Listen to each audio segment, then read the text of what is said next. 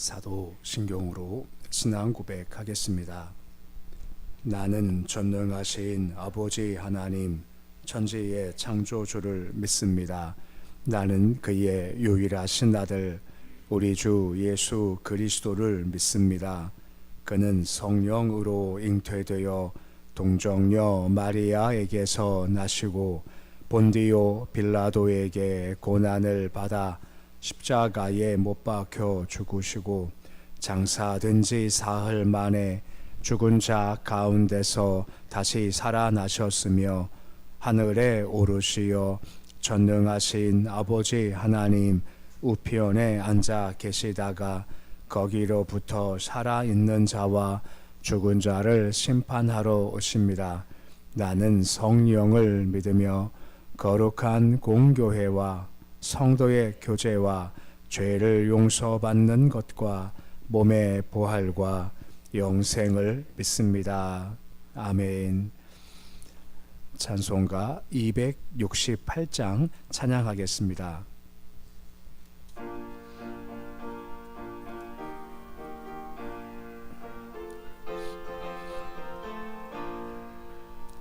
죄에서 자유를 얻게 함은 보혈의 능력 주의 보혈 시험을 이기고 승리하니 참 놀라운 능력이로다.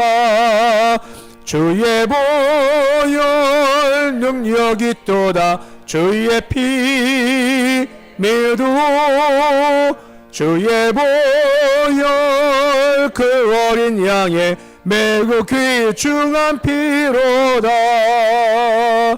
육체의 정욕을 이길 힘은 보혈의 능력 주의 보혈 정결한 마음을 얻게 하니 참 놀라운 능력이로다. 주의 보혈 능력이 또다. 주의 피 믿어 주의 보혈 그 어린 양의 매우 귀중한 피로다. 눈보다 더 이게 밝히는 것 보혈의 능력 주의 보혈 부정한 모든 것 밝히시니 참 놀라운 능력이로다. 주의 보혈 능력이 또다. 주의 피 믿어 주의 보혈 그 어린 양의 매우 귀중한 피로다. 구주의 복음을 전할 제목 보혈의 능력 주의 보혈 날마다 나에게 찬송 주니 참 놀라운 능력이로다. 주의 보혈 능력이 또다. 주의 피 믿어 주의 보혈 그 어린 양의 매우 귀중한 피로다. 436장 찬양하겠습니다.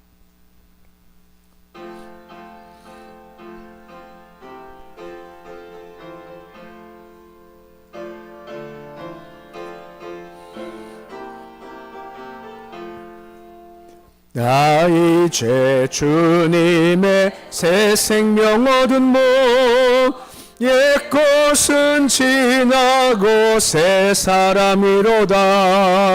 그 생명 내 맘에 강같이 흐르고 그 사랑 내게서 해같이 빛난다. 영생을 누리며 주 안에 살리라. 오늘도 내일도 주 함께 살리라. 주 안에 감추인 새 생명 얻으니 이전에 줬던 것 이제는 값없다. 하늘의 은혜와 평화를 맛보니 찬송과 기도로 주 함께 살리라. 영생을 누리며 주 안에 살리라.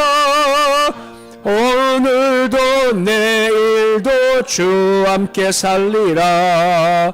산천도 조목도 새 것이 되었고 죄인도 원수도 친구로 변한다. 새 생명 얻은 자 영생을 누리니 주님을 모신 마음 새 하늘이로다.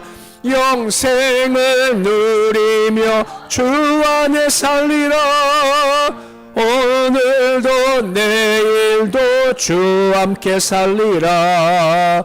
주 따라가는 길 험하고 멀어도 찬송을 부르며 뒤따라가리라. 나 주를 모시고 영원히 살리라. 날마다 섬기며 주 함께 살리라. 영생을 누리며 주 안에 살리라. 오늘도 내일도 주 함께 살리라. 오늘 말씀은 요한일서 2장 1절에서 6절까지의 말씀입니다. 요한일서 2장 1절에서 6절까지의 말씀입니다. 요한일서 2장 1절에서 6절까지의 말씀 우리 함께 봉독하겠습니다. 나의 자녀들아, 내가 이것을 너희에게 쓰면 너희로 죄를 범하지 않게 하려 함이라. 만일 누가 죄를 범하여도 아버지 앞에서 우리에게 대언자가 있으니 곧 의로우신 예수 그리스도시라. 그는 우리 죄를 위한 화목 제물이니 우리만 위할 뿐 아니요 온 세상의 죄를 위하심이라.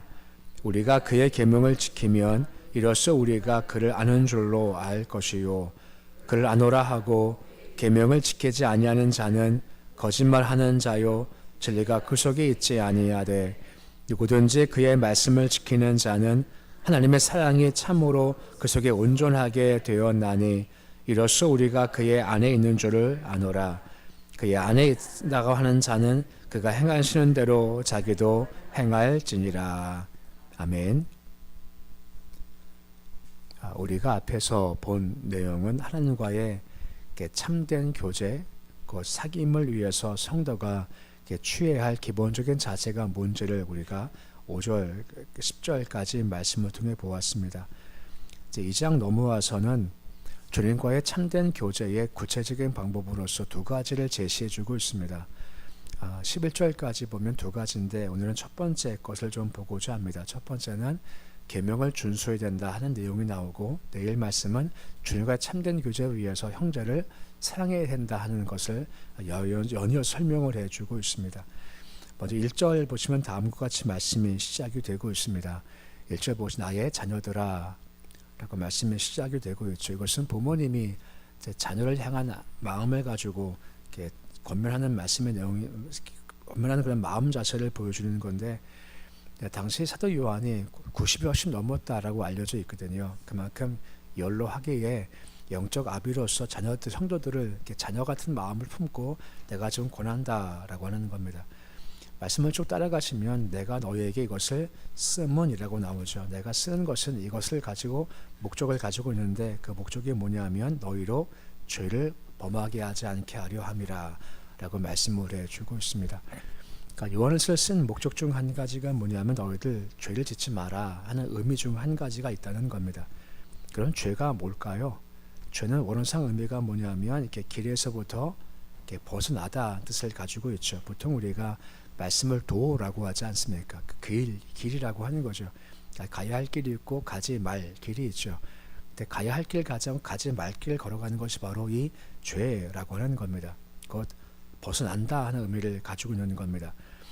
우리가 1장에서 보았습니다만 하나님은 빛이시다라고 했지 않습니까? 그러니까 빛 가운데 거해야 할 텐데 빛 가운데 거하지 못하고 이렇게 어둠 가운데 행한다라고 하는 겁니다. 이게 바로 죄라고 하는 겁니다. 그러니까 빛에 거하지 않고 어둠 가운데 거하면 사귐도 없다, 교제가 없다라고 하는 겁니다. 근데 문제가 뭐냐면 사람이 어쩔 수 없이 인간인지라 죄를 지을 수밖에 없다는 거, 이거 우리의 한계라는 겁니다. 아무리 죄를 짓지 않겠다라고 해도 죄를 져요. 근데 그때 우리와 사귐을 위해서 주께서 주시는 방법이 한 가지, 길이 한 가지가 있다라고 하는 겁니다. 말씀 보시면 우리 이야기는 대언자가 있다라고 말씀해주고 있고, 우리 삶의 길을 걸어갈 때 우리 삶을 바라봐 주시는 예수가 계시다라고 설명해주고 있는 겁니다. 이 대언자라고 있는데, 이 대언자라는 것은 뭐 변호자, 뭐 위로자, 협조자라는 뜻을 가지고 있죠. 요한복음은 이것을 가리켜서 다른 보혜사라고 설명을 해주고 있는 겁니다. 보통 우리가 보혜사 하면 누구를 떠오릅니까? 성령님을 떠오르죠. 근데 보혜사는 성령만이 아니라 예수께서도 보혜사시라고 하는 겁니다. 그러니까 예수께서 뭐라 말씀하십니까? 내가 가면 다른 보혜사를 부르겠다는 것은 예수님도 보혜사셨고 다른 보혜사가 성령께서 오신다라고 언급을 하고 있는 거죠. 그러니까 1절에서 나오는 대언자라는 것은 곧 예수 그리스도를 가리킨다라고 하는 것입니다. 그것 우리가 범죄하지 않습니까? 근데 범죄하고 죄를 지으면 교제가 깨지는 건데, 근데 그 교제 깨진 것을 다시 한 번 더 사함 얻고 주와 교제하기 위한 것이 있는데, 그것이 바로 그리스도의 대속이다라고 하는 겁니다. 그 성도들은 그리스도의 대속을 통해서 주님께 가까이 가는 길이 열리게 되었다라고 하는 것입니다. 그것 이 보혈의 피로 말미암아 우리의 원죄가 씻김받고 자범죄가 씻김받게 된다라고 하는 것이죠. 다른 말로 말하면 우리의 과거의 죄, 현재의 죄, 또 미래의 죄가 다 예수의 십자가 앞에서 해결됐다라고 하는 겁니다. 그 십자가의 죄가 이미 과거에 지은 죄 회개했으니까 깨끗하게 심 받아치니까 아니라 오늘도 죄를 짓고 내일도 죄를 질 텐데 이것이 다 피 안에서 해결됐기 때문에 우리가 계속 예수 그림을 의지하는 말미암아 어둠 가운데 처하지만 다시 빛으로 올 수 있고 사귐이 가능하다라고 설명을 해주고 있는 겁니다. 그러면서 2절 말씀 보시면 예수님을 한 번 더 다음처럼 설명을 해주는 말씀이 나오게 되는 겁니다. 2절에서 중요한 것은 그분이 우리의 화목 제물이다라고 설명해주고 있는 겁니다. 화목 제물은 죄를 지으면 하나님이 진노하시죠. 그 진노를 막기 위해 드려진 것이 바로 이 화목 제물이다라고 하는 것입니다. 근데 문제가 뭐냐면 인간이 죄를 계속 짓는데 그럴 때일수록 계속해서 짐승의 피가 계속 필요하게 되는 겁니다. 계속해서 이어질 수밖에 없는 거죠. 그래서 이 근본적인 것을 해결하기 위해서 예수께서 오셔서 화목제물을 드셔서 단번에 죽으실 말미암아 죄를 속량하셨고 하나님의 진노를 막으셨다라고 하는 겁니다. 이 화목제물 뜻이 뭐냐면요, 달랜다는 뜻을 가지고 있는 겁니다. 하나님께 이만큼 진노하시는 겁니다. 예수께서 죽으셔서 하나님의 진노를 막으셨다라고 하는 겁니다. 그래서 우리가 죽게 가는 길이 열리게 되었다라고 하는 거다라고 하는 거죠. 그러면 중요한 것이 뭐냐면 이와 같이 죄를 지어서 우리가 어둠에 속했지만 예수를 믿고 빛으로 왔지 않습니까? 그러면 이 다음부터 우리가 다른 길을 걸어가야 된다. 그 화목제물 안에 있는 자와 밖에 있는 자가 달라져야 한다라고 차이가 있음을 설명을 해주고 있는 겁니다. 그럼 어떤 삶을 살아야 할까라고 하는 거죠. 3절 말씀 보시면 계속해서 한 가지를 오늘 말씀은 강조해주고 있습니다. 우리 3절인데 우리 말씀 같이 함께 읽어 보시겠습니다. 우리가 그의 계명을 지키면 이로써 우리가 그를 아는 줄로 알 것이요 라고 말씀을 해주고 있습니다. 그러니까 사도 요한이 우리가 전부 화목제물로 말미암아 우리가 의롭게 되었지 않냐, 우리가 새롭게 되었지 않냐, 그럼 우리가 뭔가 달라져야 한다. 그럼 그게 뭐냐라고 하는 것입니다.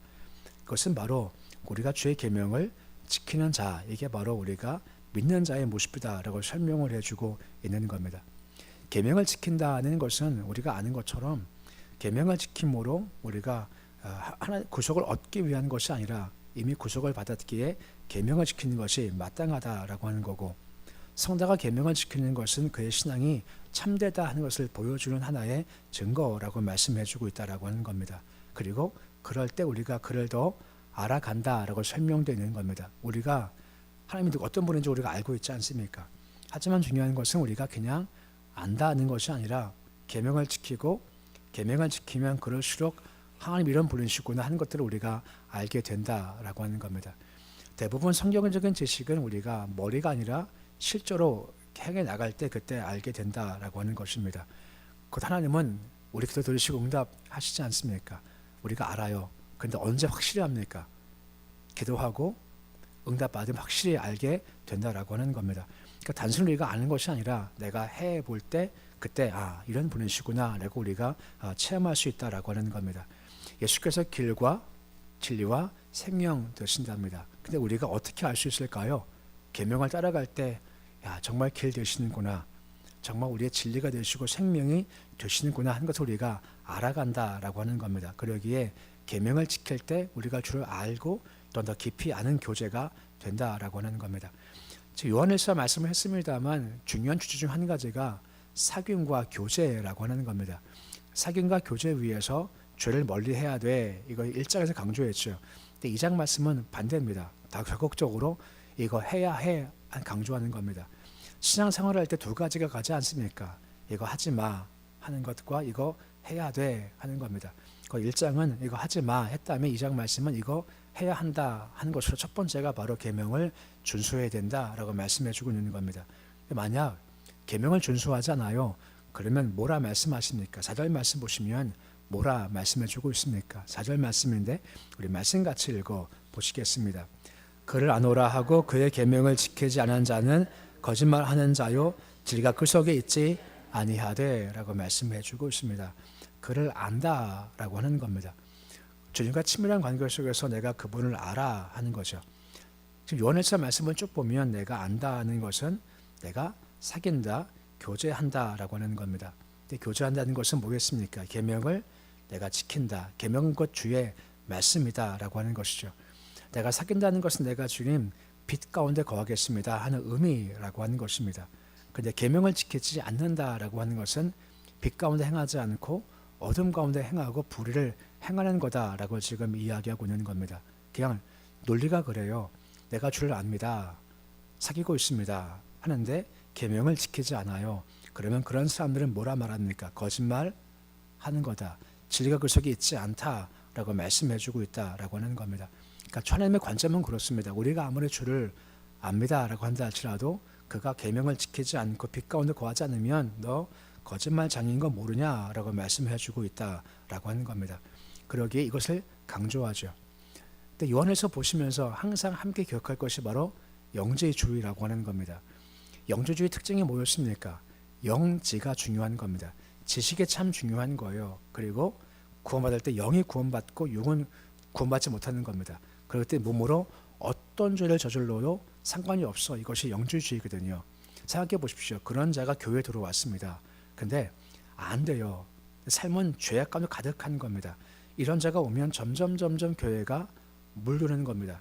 점점 교회가 시험에 빠질 수밖에 없다는 거죠. 근데 그것이 아니라는 겁니다. 주를 안다는 것은 계명을 지킴이 함께 가고 결국은 알과 생활이 함께 가게 된다는 것을 강조해주고 있다라고 하는 겁니다.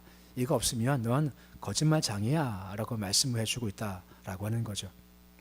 사울 왕의 전쟁이 끝나고 나서 다 없애야 했지만 듣지 않고 어떻게 했습니까?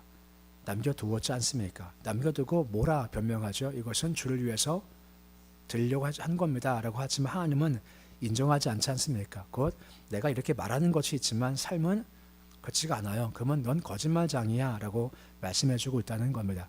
아는 만큼 우리가 계명을 따라갈 때 이것이 진짜다라고 여겨주신다라고 하는 겁니다.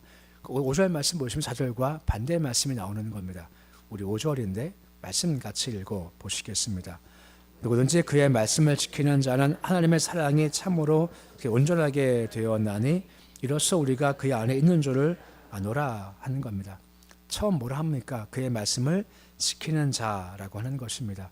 말씀을 지킨다. 주님과 사귑니다. 주와 교제합니다. 빛 가운데 있습니다 라고 하는 겁니다. 그러면 그 속에 하나님의 사랑이 참으로 온전케 되었다라고 말씀을 해주고 있는 겁니다. 곧 말씀을 지킴을 통해서 사랑이 온전케 됐다, 사랑이 증명된다라고 말씀해주고 있다라고 하는 것입니다. 그 말이 아니라 그 삶을 통해서 그 속에 주가 계시는구나, 그 안에 진리가 있는 거구나, 그 삶이 예수님과 함께 동행하는 것이구나 하는 것들이 증명된다라고 하는 거죠. 이것이 없으면 아까 있지 않습니까? 너는 거짓말장이다 라고 말씀해주고 있다라고 하는 겁니다. 그러면 그 삶의 모습에서 열매가 달라진다는 겁니다. 6절 말씀 보시면 다음과 같이 말씀이 연결되는 겁니다. 6절인데 말씀 같이 읽어 보시겠습니다. 그의 안에 산다고 하는 자는 그가 행하신 대로 자기도 행할지니라 라고 하는 겁니다. 그의 안에 산다라고 하지 않습니까? 그러면 그도 예수와 똑같은 삶을 살아가기에 열매가 맺어진다라고 하는 거죠. 요한복음 15장에 포도나무 비유 같은 그런 원리라고 하는 것입니다. 나무가 가지에 붙어 있으면 열매를 맺게 되죠. 그런데 열매를 맺을 때 어떤 열매를 맺을까요? 그 나무 열매를 맺는 겁니다. 사과나무인데 붙어 있을 때 배를 맺겠습니까? 아니죠. 잘못되는 거죠. 배나무에 붙어 있으면 배를 맺게 되고 사과나무에 붙어 사과 열매를 맺게 된다라고 하는 겁니다. 내가 주님을 사랑합니다. 내가 주 안에 거하고 말씀의 제 안에 있는 겁니다 하고 주와 교제한다라고 하면 어떤 열매를 맺게 될까요? 그 주 열매를 맺게 된다라고 하는 겁니다. 말씀 나와 있지 않습니까? 그 안에 산다 하면 그가 행한 대로 자기도 행하지라. 그 삶 가운데 예수 열매가 맺혀지게 된다라고 말씀해 주고 있죠. 이거 하나의 도전이다라고 하는 겁니다. 진짜 믿으면 진짜 열매가 필요할 텐데 그 열매는 예수의 열매라고 하는 겁니다. 예수가 내 안에 계신다는 말을 다른 말 하면 이런 말이지 않습니까? 내가 죽고 예수가 산다는 겁니다. 그러면 우리가 점점 더 깊어질수록 내가 사라지고 대신 우리의 언어나 행동이 예수께서 행하시는 것과 같이 된다라고 하는 거죠. 요즘은 그런 말 잘 쓰지 않죠. 작은 예수라고요. 옛날에 참 많이 썼던 거 기억나시나요? 우리가 세상 속에 나가서 작은 예수가 되어야 됩니다 하는 건 말입니다. 이제 그런 모습이 된다는 것이고 그렇게 하려고 애를 쓰고 노력을 해라 라고 하는 겁니다. 이게 진짜 신앙이다 라고 말씀해 주고 있는 겁니다. 저를 보시면 예수가 보이십니까? 감히 그래줘야 한다는 거예요. 제가 계신 분들 쭉 보면서 좀 예수 말씀 좀 나야죠. 예수 말씀 나야죠. 제가 거진에서요 어느 카페가 있습니다. 거기는 안 갑니다. 왠지 아세요? 커피가 아니라요 물맛이 너무 많이 나요. 모양만 커피예요. 맛은 커피가 아니에요. 물이 너무 많아요. 거긴 안 가요. 경치가 좋대요. 물론 경치가 좋은 거지만 근데 커피 맛이 좋아해 가죠. 마찬가지입니다. 우리도 마찬가지. 겉모양은 예수인데 속은 아니래요. 그러면 사람들이요 배신감을 느끼는 겁니다. 목사인데 목사 맛이 안 나고 예수 맛이 안 나요. 그럼 사람들이 바라볼 때 저거 뭐야 하는 겁니다. 똑같으세요. 그냥 예수 맛이 나셔야죠. 볼 때 똑같이 예수 맛은 못 내겠지만 비슷하게 예수 맛이 좀 나야죠. 그래야 사람들이 볼 때 감동이죠. 그러라 라고 하는 겁니다. 오늘 말씀 나오지 않습니까? 내가 주와 사귑니다. 교제합니다. 하는 모습 다 가지고 있지 않습니까? 그러면 그게 증명돼야죠. 어떻게 해요? 말씀을 지키라 합니다. 계명을 지키라 합니다. 그러면 우리가 그 순종 길 가운데서 이게 정말 주의 모습이구나 더 깊이 알게 되고 깊이 알수록 그 열매가 예수 열매를 맺게 되고 세상에 감동을 준다라고 하는 겁니다. 물론 실패할 수 있고 죄를 질 수 있죠. 근데 꼭 기억할 것이 무엇입니까? 오늘 말씀 나왔죠.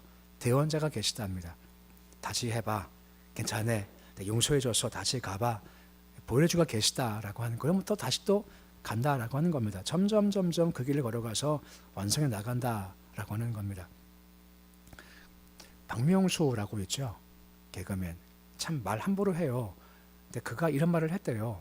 인생은 성공과 실패가 아니랍니다. 인생은 성공과 과정뿐이래요. 야, 이게 참 멋진 말이지 않습니까?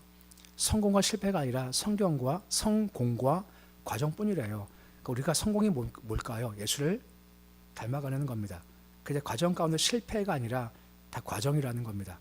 가다가 넘어지지만 대언자가 계셔요.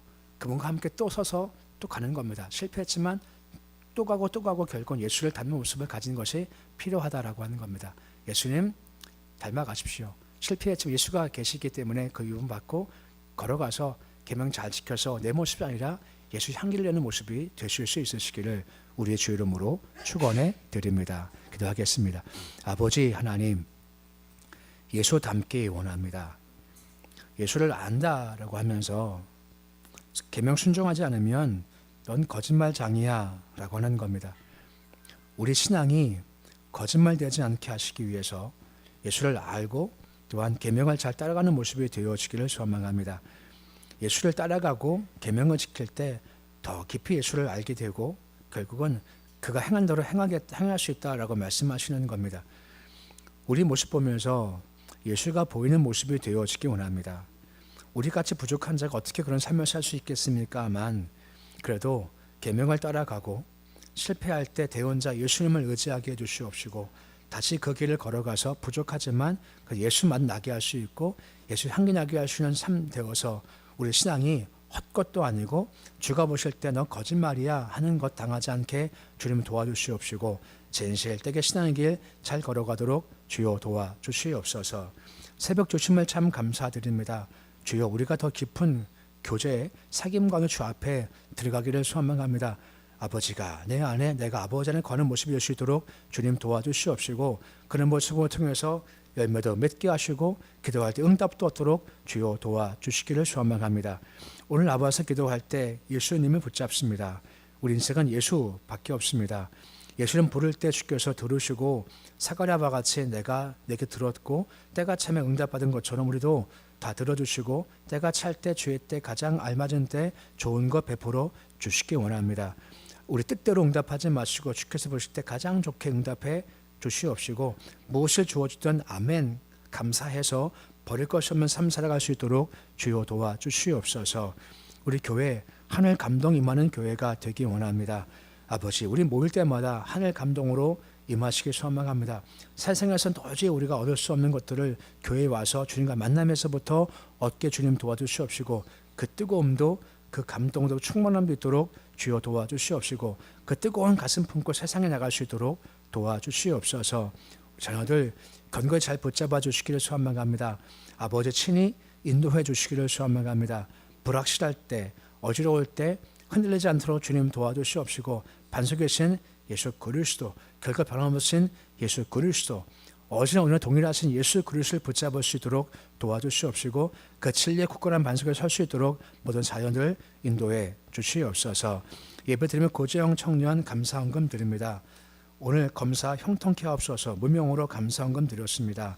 손길을 기억하시길 소망하며 주를 바라볼 때 이 마음의 손을 쉽게 응답해 주시길 소망합니다. 오늘 검사 앞두고 있습니다. 검사 결과가 좋도록 주님 도와주셔서 더 크되지 않고 삶의 치유가 있도록 도와주시옵시고 그 삶의 은혜 중 붙잡아 주셔서 기도함과 말미암아 새 가정을 잘 꾸려갈 수 있도록 주께서 인도하여 주시옵소서. 오늘 주님은 하루가 시작되었습니다. 오늘 하루 쉽게 온전히 맡겨드립니다. 감사할 때 버릴 것이 없다 했사오니 오늘도 감사하게 해 주시고 오늘 그 감사로 말미암아 주님과 더 친밀히 교제하시도록 은혜 더해 주시옵소서. 예수님의 이름으로 기도드립니다. 아멘. 하늘에 계신 우리 아버지 이름을 거룩하게 하시며 아버지의 나라가 오게 하시며 아버지의 뜻이 하늘에서와 같이 땅에서도 이루어지게 하소서. 오늘 우리에게 일용할 양식을 주시고 우리가 우리에게 잘못한 사람을 용서하여 준 것 같이 우리 죄를 용서하여 주시고 우리를 시험에 빠지지 않게 하시고 악에서 구하소서. 나라와 권능과 영광이 영원히 아버지의 것입니다. 아멘.